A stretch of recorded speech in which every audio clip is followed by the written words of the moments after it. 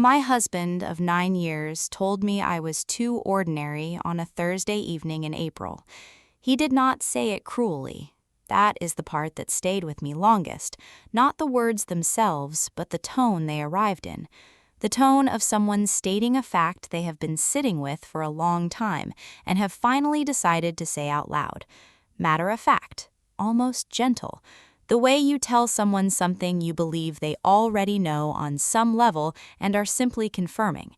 He said, "I don't think you're unhappy, Claire. I think you're ordinary. You're comfortable, and I need something more than comfortable." Her name was Jade. She was 26. She worked at the agency his company used for their marketing campaigns, which is where he had met her, which is the kind of detail that tells you something about the specific quality of the cliché you are living inside of when your husband leaves you for a younger woman he met through work. He was 41. I was 38. We had been together for 11 years and married of the 9 of them. He said he felt like he had been going through the motions. He said he needed someone who challenged him. He said he hoped I understood that this wasn't about anything I had done wrong, it was just about who I was, and who I was not what he needed anymore. Too ordinary. No spark. Going nowhere. I sat across from him at the kitchen table, where we had eaten 9 years of dinners, and I looked at him and I thought, he genuinely believes this. He has looked at the life I have built and the person I have become, and he has decided with complete sincerity that it is ordinary, that I am ordinary. I said, "All right, Thomas." He said, "All right?" I said, "I heard you. I think you should go stay somewhere else tonight." He looked surprised. He had expected more, I think. More resistance, more grief, more of the ordinary woman he had described being ordinary about the end of her marriage. He had not expected me to be the one who ended the conversation. I stood up. I said, "I'll have my attorney contact yours this week." I went upstairs. I heard him move around the house for a while, collecting things, and then I heard the front door close. I sat on the edge of the bed. I thought, ordinary. And then I thought, we'll see. I want to tell you who I was before Thomas decided what I was, because I think the word ordinary deserves to be examined more carefully than he examined it. I had spent 9 years being Thomas's wife in the specific, total way that some women spend their marriages, not because I was required to, not because I had been told to, but because I had believed, genuinely and without resentment for most of those years, that the marriage was the project, that building a life together was the thing I was building. I had put my own ambitions on a slower track, not abandoned them. I had a career, a good one, in interior design, and I was competent at it, and occasionally more than competent. But I had not pushed. I had not taken the risks that my work required to become something larger than competent, because the risks required time and energy and focus that I had been directing elsewhere. Toward the house, toward Thomas's career, which I had supported in the particular invisible way that partners support careers, the dinners for his colleagues, the events I attended, the travel I managed around his schedule, the emotional labor of being the steady thing at the center of a life that he was busy building. None of this was resentment at the time. I want to be honest about that. I had made these choices freely. I had believed they were the right ones. I had believed we were building something together. What Thomas had decided, apparently, was that what we had built was ordinary, and that ordinary was not enough. What he had not considered, what I do not think crossed his mind as he sat across from me at the kitchen table and delivered his carefully prepared speech, was what I would do with myself once the project of being his wife was removed from the center of my life. What he had not considered was what I would build when I was building only for myself. The 18 months after Thomas left were the most productive years of my life. I want to be clear about what drove that productivity, because I think the honest answer is more interesting than the satisfying one.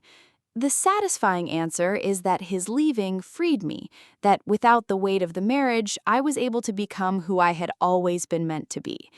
There is truth in that, but it is not the whole truth. The whole truth is that his word stayed with me. Ordinary.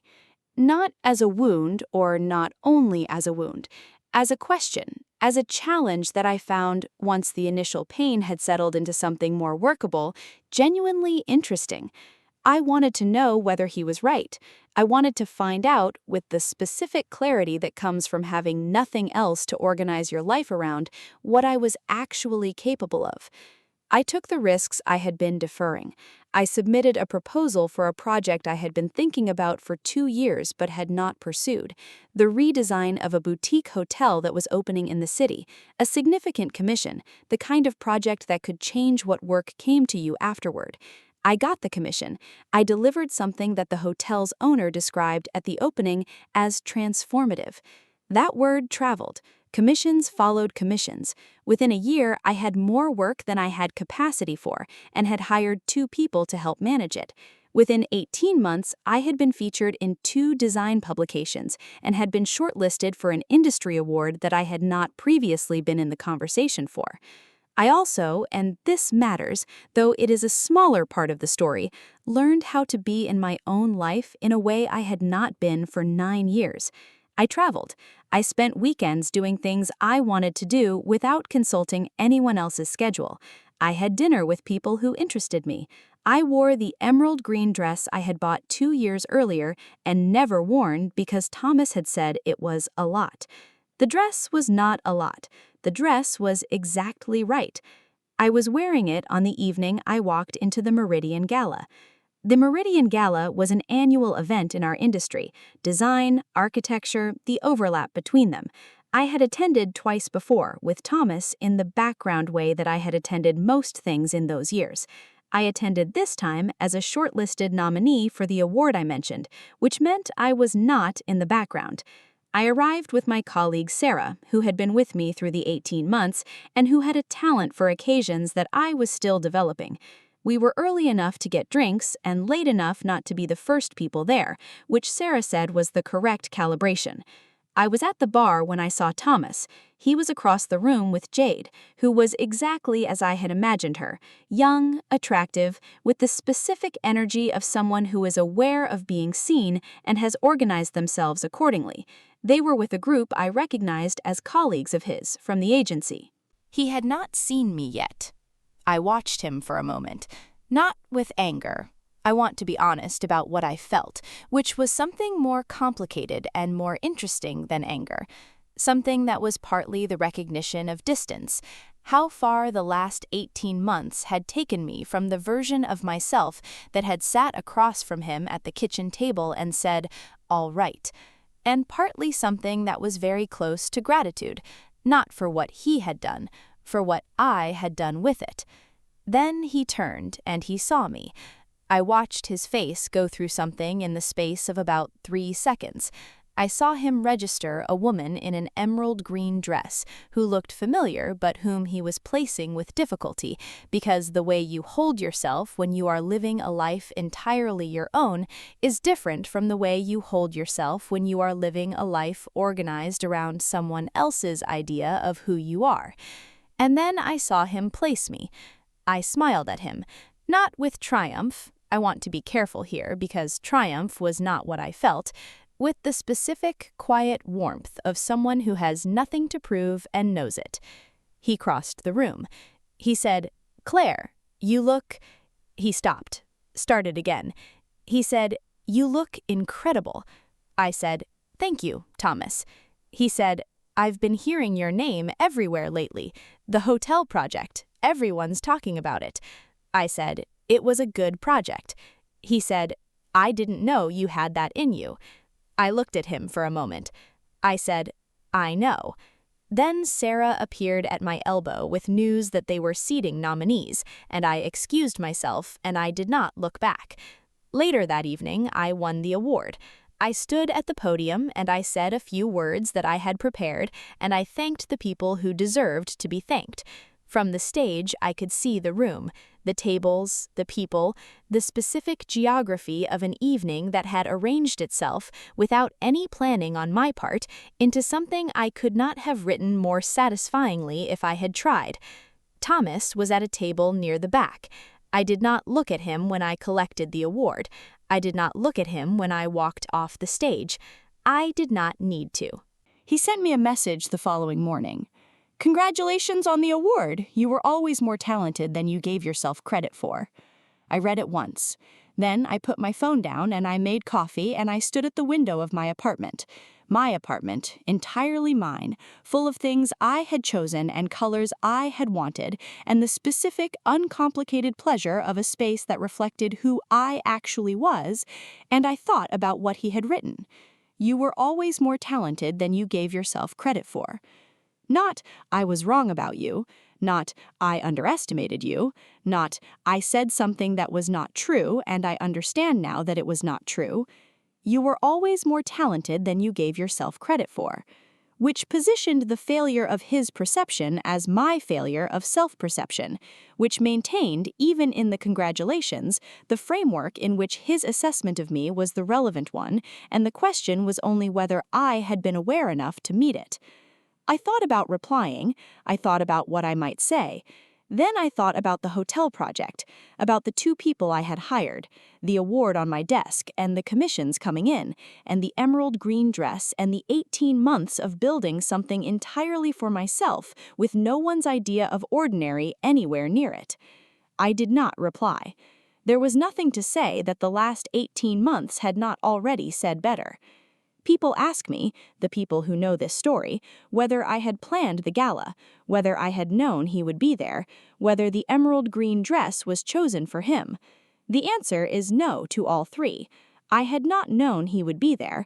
The dress was chosen because it was the right dress for the occasion, and because I had spent 18 months learning to choose things that were right without consulting anyone else's idea of what was too much. The evening arranged itself without my assistance.